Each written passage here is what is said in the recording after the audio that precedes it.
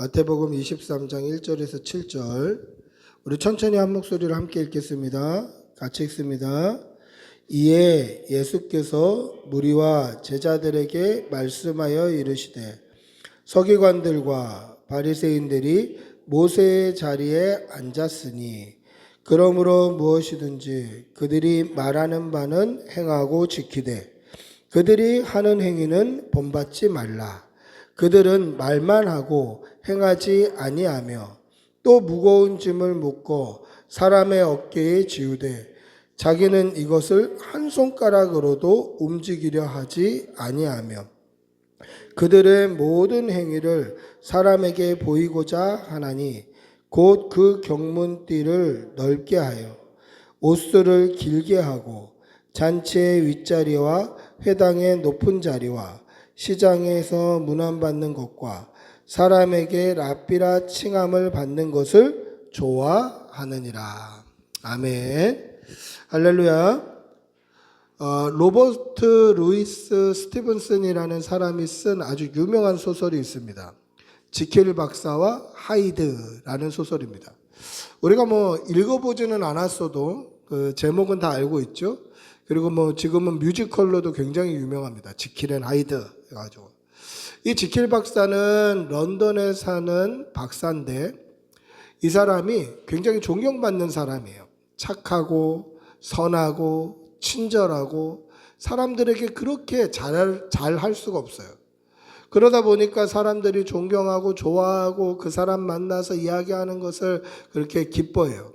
근데 이 사람이 그렇게 착하고 선하고 사람들에게 친절한 이유는 이 지킬 박사가 만든 약이 있는데 그 약을 먹으면 사람의 악한 감정, 나쁜 감정, 죄악된 감정들이 이렇게 봉인이 되는 거예요.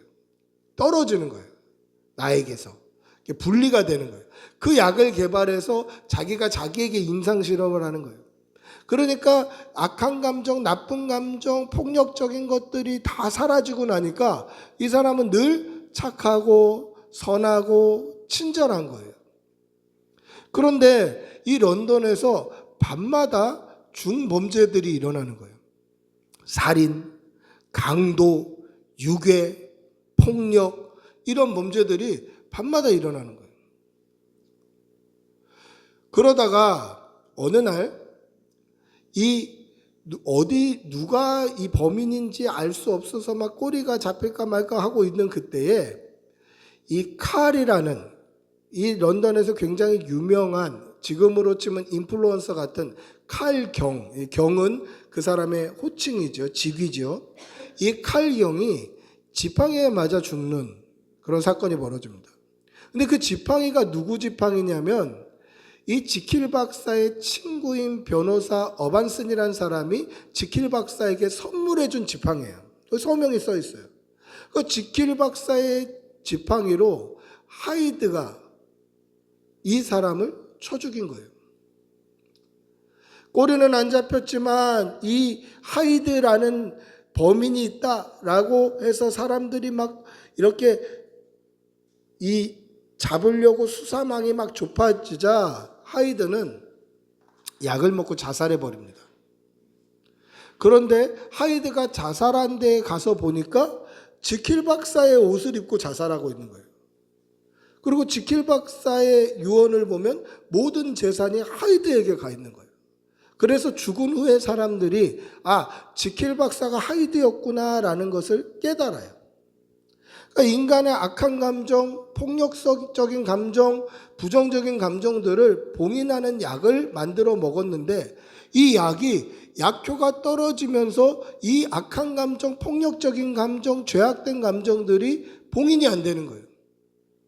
그래서 지킬 박사일 때는 착하고 친절하고 이렇게 그렇게 선한 사람이 없는데 이 악한 감정의 속에서 나오는 하이드가 되면 폭력적이고 살인하고 유괴하고 중범죄를 저지르는 거예요.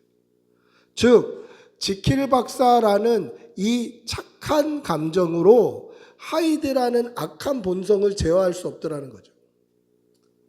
저는 외식이라는 단어를 떠올리면 밖에서 밥 사 먹는 거 말고 이 겉으로 경건하게 보이는 외식이라는 단어를 떠올리면 이 지킬 박사와 하이드가 생각이 나요.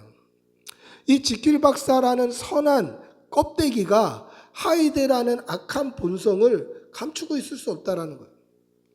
여러분, 바리새인들은 바로 외식하는 자들이었습니다. 예수님께서 몇 번이나 책망하셨죠. 심지어 예수님께서는 이 바리새인들과 서기관들을 가리켜 회칠한 무덤 같다라고 얘기합니다. 하얗게 석고칠해 놓은 무덤 같다.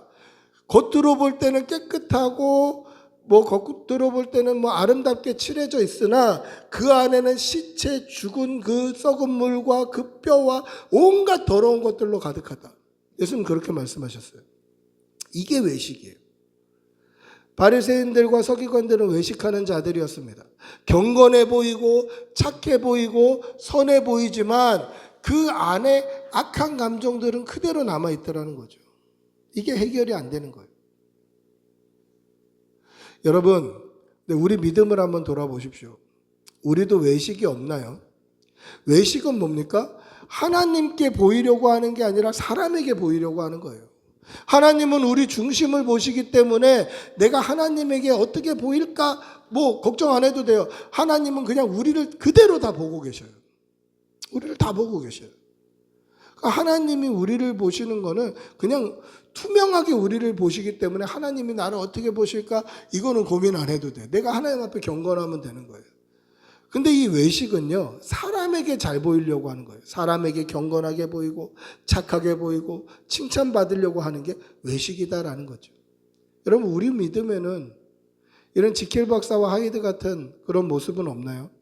바리새인과 서기관들 같은 모습은 없습니까? 경건한 척하고 착한 척하는 것으로 해결이 안 되는 우리 안에 죄성이 있다는 거죠. 그럼 어떻게 해야 됩니까? 외식하는 게 아니라 진짜 경건하고 외식하는 것이 아니라 진짜 신실하게 살아야 된다는 거예요. 사랑하는 성도 여러분, 믿음으로 신실하게 하나님 앞에 살아가는 성도들이 되시기를 축복하고 기도합니다. 할렐루야. 예수님께서는 이 외식하는 바리새인과 서기관들을 가리켜서 모세의 자리에 앉은 자들이다 라고 말씀하십니다. 이 모세의 자리가 뭘까? 그리고 모세의 자리에 앉았다는 것은 어떤 표현일까? 오늘 말씀을 통해서 또 한번 돌아보시고 은혜 받고 우리 믿음도 돌아보고 도전받는 그런 시간이 되시기를 축복하고 기도합니다. 할렐루야.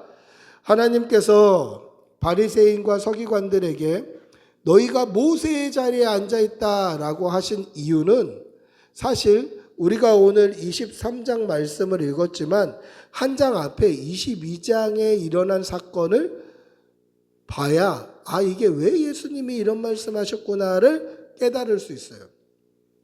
22장에는 어떤 이야기가 나오냐면 사두개인들이 예수님을 시험하러 옵니다. 이 사두개인들은 어떤 사람들이냐면 이름의 뜻은 사독 제사장의 후예들이다라는 뜻이에요. 이름의 뜻은 참 좋아요. 근데 사독 제사장의 전통성이 없는 사람들이에요. 그래서 사두개인들은 제사장들이었는데 제사장들인데 부활도 믿지 않고 천사도 믿지 않고 영도 믿지 않아요. 사도행전에 보시면 이 사두개인들과 바리새인들이 얼마나 앙숙이었는지가 나오는데 이 사두개인들은 제사장인데 부활을 믿지 않아요. 천사도 믿지 않아요. 영도 믿지 않아요. 그리고 바리새인들은 다 믿어요. 이 바리새인들과 사두개인들이 왜 앙숙이냐면 이 사두개인들은 제사장으로서 그 이스라엘 민족 가운데 영적인 리더 그룹이에요. 그런데 이들이 너무 세속적으로 타락해서 이 예배당 안에 성전 안에 소, 양, 재물 파는 사람들, 동전 바꾸는 사람들, 비둘기 파는 사람들 이 사람들을 다 들여보내서 그들과 짜고 뒷돈을 받아가면서 이 예배를 혼잡하게 만들어놨던 사람들이 이 사두개인들이에요. 그러다 보니까 이렇게 살다가 만약에 진짜로 부활이 있으면 진짜로 천국이 있으면 진짜로 심판이 있고 지옥이 있으면 우리 다 지옥 가겠는데? 믿지 마. 안 믿으면 돼. 그래서 부활도 안 믿고 영생도 안 믿고 영원한 세계, 천국, 지옥, 심판 아무것도 안 믿는 거야. 천사도 안 믿어요. 영도 안 믿어요. 근데 그런 자들이 제사장으로 지금 예배를 드리고 있다는 거예요. 여러분, 이것은 제 믿음, 이 목회자로서의 저의 믿음을 좀 돌아봐야 되는 그런 모습이기도 해요. 제가 이 설교를 준비하면서 한 가지 질문이 떠오르더라고요. 너는 진짜 믿고 있냐? 부활, 천사, 영 진짜 믿고 있어? 하나님의 섭리, 기적 진짜 믿고 있냐? 그래서 우리는 날마다 믿음 없음을 고백하고 회개해야 돼요. 늘 믿고 있는 게 아니더라는 거죠. 순간적으로 잊어버릴 때 있고, 순간적으로 아차할 때 있고, 순간적으로 사람 의지할 때가 있더라는 거예요. 그래서 우리는 날마다 기도해야 돼요. 이랬던 이 사두개인들이 예수님께 와서 이렇게 질문합니다. 예수님, 우리는 부활을 믿지 않는다고 하는데 이 말은 성경에 없어요. 부활을 믿지 않는다는 건 다 알고 있어요. 예수님, 7 형제가 있었는데 큰형이 장가들었습니다. 근데 아이를 못 낳고 죽었습니다. 그러면 큰형의 씨를 이으려고 둘째가 형수와 동침하는데 둘째도 아이를 못 낳고 죽었습니다. 셋째도 형수와 동침해서 아이를 못 낳고 죽었습니다. 그렇게 7 형제가 다 그 형수와 동침하고 아이를 못 낳고 죽었습니다. 그러면 만약에 당신 부활이 있다고 믿는다면 부활 때에 천국에서 이 여자가 누구의 아내가 되겠습니까? 이렇게 물어봐요. 정말 질문 수준도 세속적이죠. 예수님께서 뭐라고 대답하시냐면 너희가 성경도 하나님의 능력도 알지 못하는 거로 오해하였다 이렇게 말씀하셔요. 여러분, 이게 얼마나 아픈 표현이냐면 지금 이들은 제사장들이에요. 사두개인들은 제사장들이에요. 자기 스스로 우리가 사독 제사장의 후예다, 정통성이 있는 제사장이다라고 떠들고 다니는 제사장들이에요. 예배를 집례하는 목회자고 사역자들이에요. 근데 이들이 성경도 하나님의 능력도 알지 못하고 있더라는 거예요. 믿음이 없다는 거죠.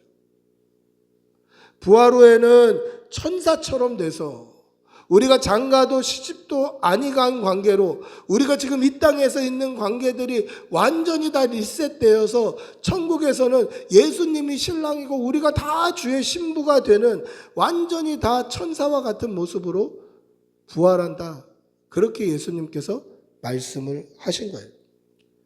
근데 이 소문이 바리새인들에게 들린 거예요.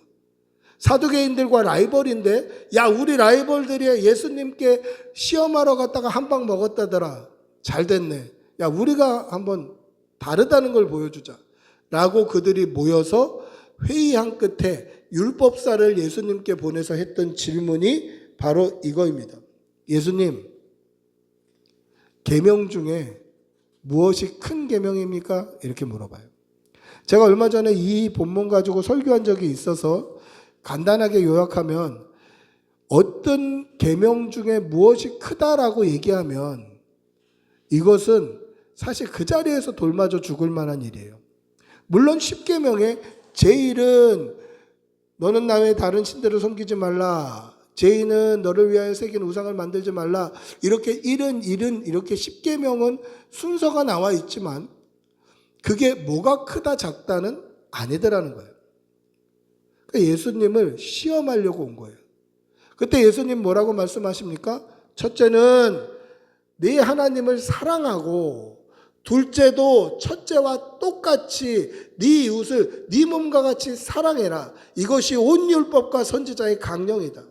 성경 전체가 하나님 사랑하고 이웃 사랑하라고 가르치고 있는데 그것이 선우가 없다. 그 말씀을 하신 거예요. 한 방 먹이려고 왔다가 자기들이 한 방 맞은 거예요. 근데 예수님은 거기에 그치시는 것이 아니라 다시 바리새인들이 모인 곳에 찾아가셔서 그렇게 여쭤보셔요. 그리스도가 누구냐? 그리고 그리스도가 누구의 자손이냐? 그렇게 물어보셔요. 그랬더니 그들은 자기들이 아는 이론적인 지식을 이야기합니다. 아니, 그리스도는 다윗의 자손입니다. 예수님 그거 몰라요? 그리스도는 다윗의 자손이죠. 그랬더니 예수님이 뭐라고 말씀하시냐면 다윗이 시편에 그리스도를 가리켜 주라고 칭하는데 다윗의 자손이라면 어떻게 그리스도를 주라고 다윗이 칭할 수 있겠냐? 그렇게 물어보셔요. 이 말씀은 무슨 뜻이냐면 니네 성경 알고 있다고 자만하지 마. 하나님의 말씀 알고 있다고 자만하지 마. 니네가 가지고 있는 지식 그거 아무것도 아니야. 성경 모르잖아. 그리스도가 다윗의 자손이라고만 알고 있지. 그런데 다윗이 시편에서 그리스도를 주라고 칭했잖아. 근데 어떻게 자손이 되겠느냐? 그리스도는 완전히 다른 존재지. 그 말씀을 하시는 거예요. 한 방 먹이려고 갔는데 두 방 맞은 거예요. 그리고 오늘 이 일이 있는 거예요. 그 외식하는 바리새인들, 이 서기관들을 가리켜서 예수님께서 모세의 자리에 앉은 자들이다. 그렇게 말씀하고 있습니다. 여러분, 모세의 자리에 앉았다라는 건 어떤 표현일까요? 당시 이스라엘 백성들에게 모세는 율법과 동등되는 그런 이름이에요. 모세는 율법이에요.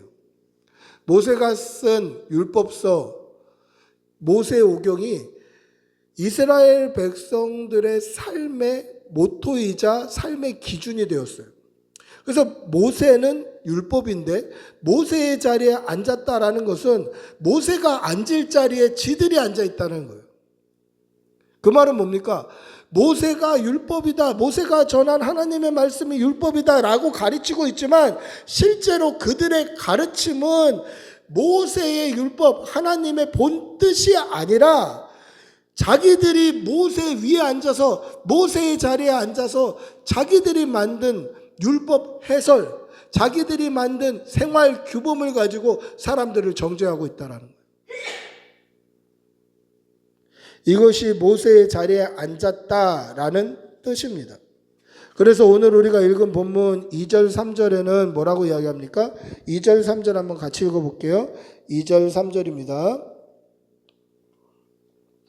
오늘 읽은 본문 2절 3절 같이 읽어보겠습니다. 시작. 서기관들과 바리새인들이 모세의 자리에 앉았으니 그러므로 무엇이든지 그들이 말하는 바는 행하고 지키되 그들이 하는 행위는 본받지 말라. 그들은 말만 하고 행하지 아니하며. 그들이 모세가 앉아 있어야 될 자리에 앉아 있는 거예요. 하나님의 율법, 하나님의 말씀, 하나님의 계명이 하나님의 뜻대로 백성들에게 전파되는 것이 아니라 자신들이 해석해 놓고 자신들이 만들어 놓은 생활 규범, 율법 해설서를 가지고 사람들을 정죄하고 있더라는 거예요. 그래서 예수님이 뭐라고 말씀합니까? 근데 그들의 말 중에 모세의 율법, 하나님의 말씀을 가르치는 말도 있으니 그 말씀, 그들이 전하는 말 중에 하나님의 말씀, 모세의 율법은 지키되, 그것은 듣고 지키되 그들의 행위는 본받지 말라는 거예요. 무슨 얘기입니까? 그들은 모세의 자리에 더 앉아서 자기들이 만들어낸 율법을 가지고 사람들에게 무거운 짐을 더 지우고 자기는 손가락 하나도 움직이지 않으려고 하고 마치 왕이 왕자에 앉아서 이거 해라 저거 해라 신하들에게 그렇게 명령하듯이 이거 지켜라 저거 지켜라 말을 하는데 그것이 사실은 지킬만 한 말을 하기는 하더라는 거예요. 그런데 그들은 지키지 않는다는 거예요. 사람들에게 짐을 지어주고 자기는 그 짐을 손가락 하나로도 움직이지 않으려고 한다는 거예요. 사람들에게 율법이 이렇다, 하나님의 말씀이 이렇다, 그렇게 막 선포만 하고 자기는 말씀대로 살지 않는다는 거예요. 하나님의 율법은 이렇다 저렇다 하고 자기는 그 말씀대로 율법대로 따라 살고 순종하지 않더라는 거예요. 여러분, 제가 이 말씀을 준비하면서 정말 하나님 앞에 회개를 많이 했던 그런 설교 제목이에요. 혹시 저도 이 강단에서 하나님의 말씀을 선포하면서 나는 선포한 말씀대로 살고 있나? 나는 내가 이렇게 주일마다 여러분들에게 하나님의 말씀을 전파하면서 그 전파한 대로 적어도 일주일 동안은 그렇게 말씀 붙들고 살고 있었나? 이걸 돌아보는 계기가 되더라는 거죠. 근데 바리새인들이 그렇게 살고 있는 거예요. 그래서 그들의 가르침은 들을 만한 건 듣고 지킬 만한 건 지키되 그들의 삶은 본받지 마라. 그들의 삶은 말씀대로 살지 않기 때문에 그렇다.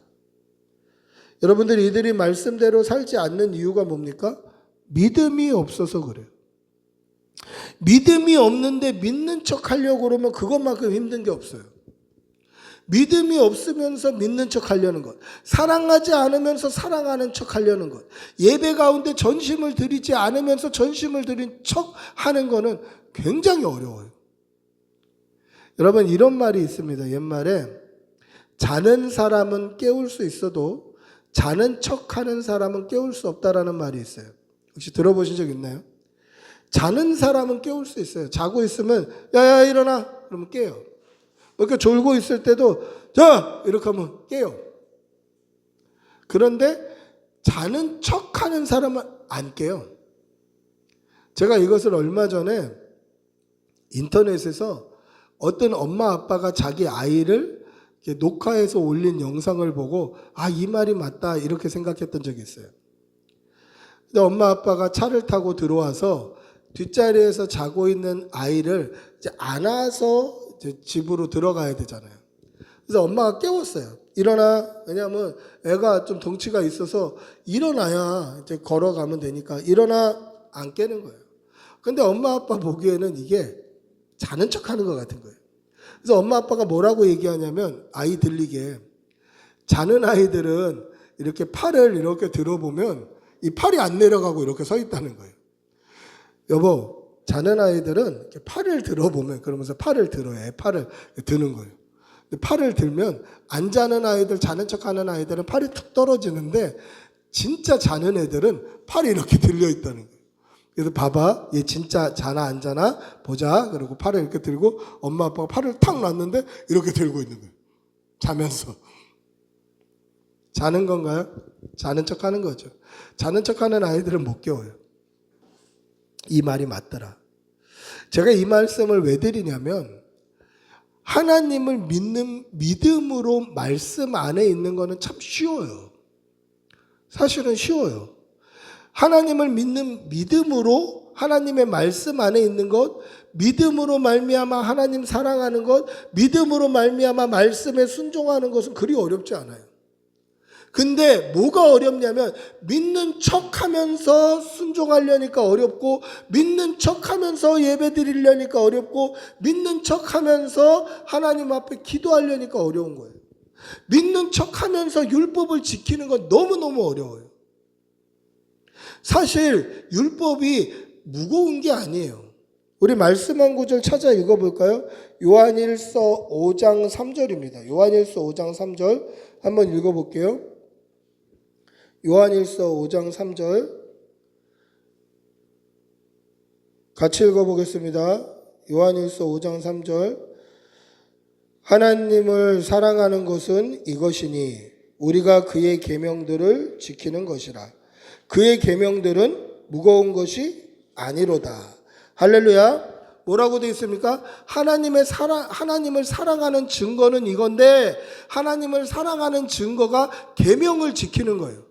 근데 그 계명은 무거운 것이 아니라는 거죠.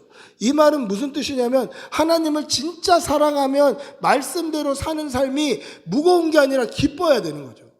우리가 말씀대로 살 때 기뻐야 되는 거예요. 하나님을 정말 사랑하면 말씀대로 살지 않을 때는 무겁고 오히려 마음이 답답하고 죄책감 때문에 얼른 회개해야 되고 이게 정상인데 하나님의 말씀 안에서 살 때 믿는 사람들, 하나님을 사랑하는 사람들은 하나님의 말씀 안에서 살 때 이게 더 기쁘고 행복하고 형통하더라는 거예요. 그런데 이 하나님의 율법, 하나님의 말씀을 무겁게 느끼는 이유가 뭡니까?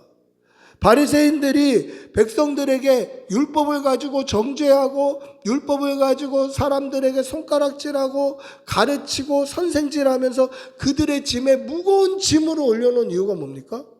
믿음이 없어서 그래요. 믿음이 없어서. 믿음이 없으면 하나님의 말씀대로 사는 것이 그렇게 어려운 거예요. 믿음이 없으면 예배 드리는 게 그렇게 어려워요. 믿음이 없으면 기도하는 게 그렇게 어려워요. 믿음이 없으면 찬양이 안 나와요. 오늘 이 바리새인들은 모세의 자리에 앉아서, 모세가 앉아야 될 자리, 그 자리에 자기가 앉아서 손가락 하나도 순종하지 않으면서 하나님의 말씀을 잘 안다, 내가 잘 믿고 있다, 내가 믿음이 좋다, 나는 경건하다, 신실하다라고 오해하면서 살고 있었어요. 근데 그게 믿음이 아니라고 예수님은 지적하시는 거죠. 여러분, 우리의 믿음을 한번 돌아봅시다.